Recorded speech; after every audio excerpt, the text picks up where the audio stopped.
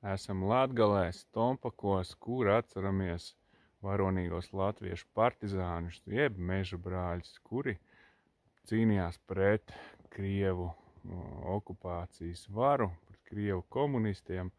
Pēc tam jau, kad komunisti bija okupējuši Latvijas teritoriju, bet viņi dzīvoja mežā un šādās te nometnēs cīnījās pret Krieviem.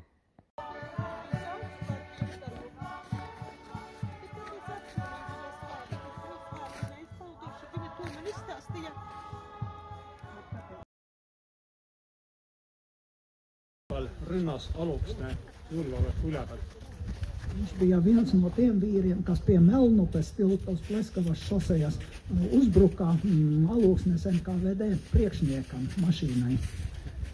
Kelle Lüte haarangu lõhkekuuliga lasti. Neusticētos viens otram, lai mēs neusticētos valdībai un lai mēs būtu tādi, kā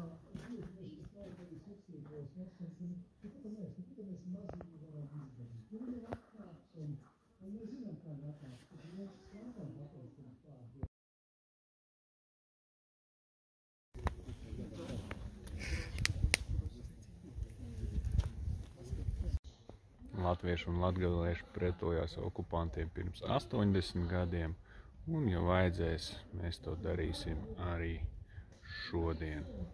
Tāpat kā to dara nesalaužamie ukraiņi. Tāpēc, draugi, sauc mūsu Latvijai un, protams, slava Ukrainai!